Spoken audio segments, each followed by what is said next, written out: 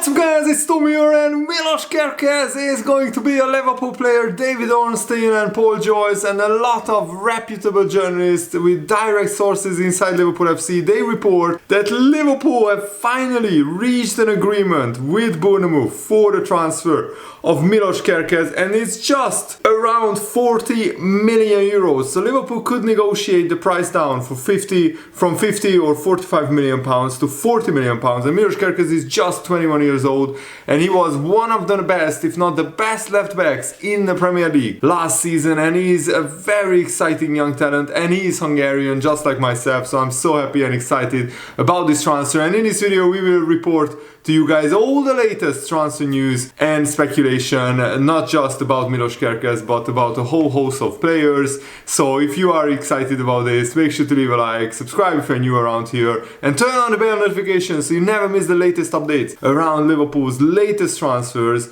So now Milos Kerkez just needs to sign his documentation and pass his medical, just like with Florian Wirtz. He came back from holiday on Thursday, and by Friday he was announced as a Liverpool player. So Milos Kerkez will undergo his medical early next week and join Liverpool from Bournemouth on a 5-year contract, which is very, very exciting. And he had two very impressive seasons at Bournemouth, and last season, this season that just finished, Kerkez scored 2 goals and got 5 assists. He got more goal contributions than Robertson and Tsimikas combined, and also what Robertson got in the last 2 seasons is less goal contributions than what Milos Kerkez got. So I think it's safe to say that probably Milos Kerkez will be Liverpool's first choice left back, and Liverpool already completed the signing of Mamardashvili, of Jeremy Frimpong, but Florian Wirtz is the biggest one. I'm so happy about that. There is likely to be further dealings between Liverpool and Leverkusen because they are in talks for the transfer of Jero Kwanza, and we will talk about that a little bit later. And Kwanza is representing England at the Under-21 Championship. They beat Spain 2-0, and Kwanza got kind of an assist. His shot was saved by the goalkeeper, or parried by the goalkeeper, and Harvey Elliott scored the rebound. And Liverpool are also in talks with Crystal Palace for the transfer of Mark Guéhi. He wants regular game time, so it remains to be seen whether Liverpool can promise him that, because I'm not sure Guéhi would get into the Liverpool team ahead of Konate or Van Dijk, but as a third choice centre-back, Guéhi would be a brilliant transfer. But yeah, he's not better than Konate, so it remains to be seen whether that transfer goes through or not. But Milos Kerkez already admitted that he dreams of playing at the highest level. He said as a kid, you dream to play at the highest level, to win trophies and be on the best teams. These are the things that my agent is on, my dad is on. It is not something that they occupy me with, because the season is still going. There is still no point talking about anything. So Milos Kerkez let his father and his agent talk to other clubs, but once they heard Liverpool are interested, then they promised Liverpool their word. They gave their word that he will sign for Liverpool, and that's what is happening. And Kerkez is absolutely relentless going forward. He is also excellent with playing a left wing back, and also he's combining very well with the left winger, with underlapping and overlapping runs. And actually across Europe's top 7 leagues, you will struggle to find a player who is more active in making such underlapping runs. He's in the top 1% compared to other, fullbacks when it comes to underlapping runs, and also even in overlapping runs. He's in the top 13%, which is great. He's in support runs, he's in the top 30% of players. He runs in behind quite often as well. What you cannot replace is Andy Robertson's leadership. He's the captain of Scotland, and he is also one of the vice captains at Liverpool. He is crucial for keeping both spirits and standards high, and he would be justified in pointing to his winners' medals. He won 2 Premier League titles, the Champions League, and he's showing what it means to have an elite mentality. So I would only sell Robertson if somebody like Atletico Madrid offered maybe 15 million for him, for like 8 or 10 million pounds. I would keep Robertson 1 more year. And one Liverpool fan asks, I wonder why Jurgen Klopp was never given money like this. Did they not just trust him or something? I don't think so. I think it was just bad timing, and Liverpool thought that the team was still good enough to challenge for trophies under Jurgen Klopp. That's why we didn't spend big.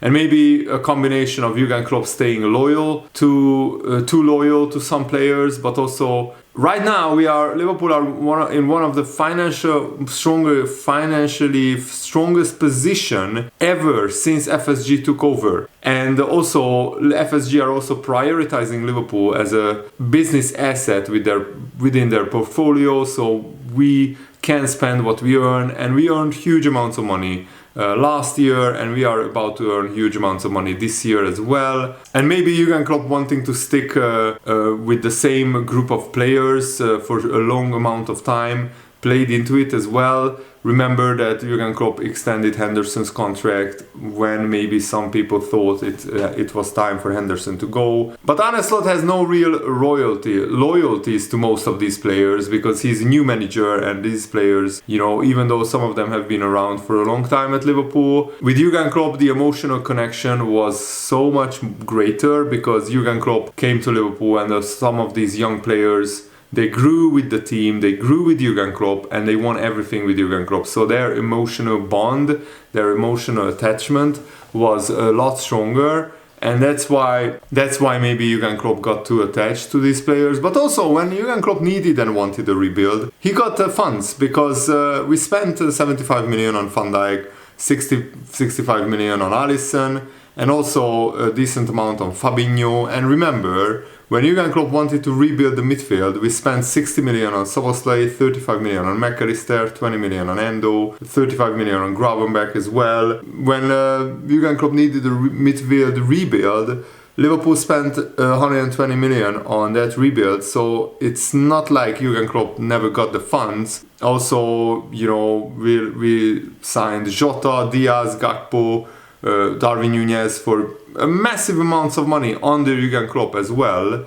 So yeah, he spent a lot of money, but Liverpool were very, very smart in selling players at the right price as well. Another Liverpool fan says something very interesting, that this could be an uncomfortable conversation for Liverpool fans, that a large part of FSG's lack of investment or lack of support financially for Jurgen Klopp was Jurgen Klopp and maybe his underdog complex, that he wanted to win while spending less than his rivals. He gave this interview that I'm about to read to you guys in the summer of 2022, when he, not FSG, but Jurgen Klopp refused to sign a new midfielder, and that derailed Liverpool's season.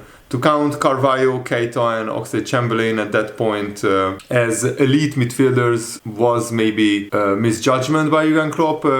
Because Jurgen Klopp said, I do not understand. People told me about this discussion that we need a midfielder, but the last thing that would have crossed my mind is that we have to do this, like sign another midfielder, and we are not looking to buy. I can say that. I don't think something will happen in midfield. You never know if somebody comes to me and says, I want to go, but from the players that are here, then maybe we will sign a midfielder, but nobody came to me yet.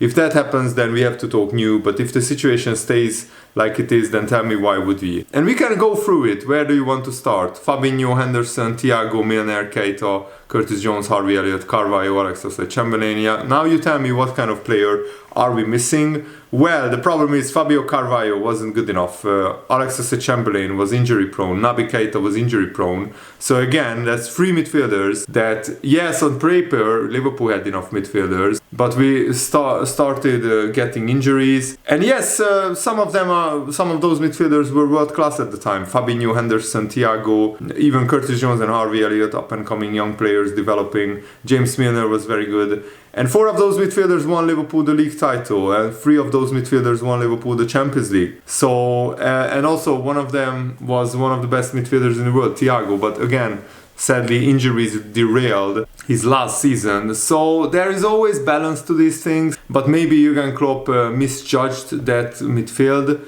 that summer, and yeah, in hindsight, that was the season where Liverpool finished in 5th place and we did the midfield rebuild. 1 year after Jurgen Klopp said that Liverpool don't need to sign a midfielder, we signed like 3 midfielders McAllister, Gravenberch, Szoboszlai and Endo. So Liverpool signed 4 midfielders 1 year after Jurgen Klopp said this, that Liverpool don't need to sign a midfielder. So yeah, maybe that was a mistake by him, but I wouldn't overly criticize Jurgen Klopp. He is still an absolute icon, a Liverpool legend. He won 8 Liverpool trophies for Liverpool, and it was an absolutely magical ride on Jurgen Klopp, under Jurgen Klopp and Bossart. Also, this is a new era now under Arne Slot, and Arne Slot is a lot more ruthless than Jurgen Klopp, and long term maybe that will benefit Liverpool, that we won't stay loyal too much to players who need to be moved on, who are not good enough anymore. Fabrizio Romano also tweeted, Milos Kerkez to Liverpool, here we go,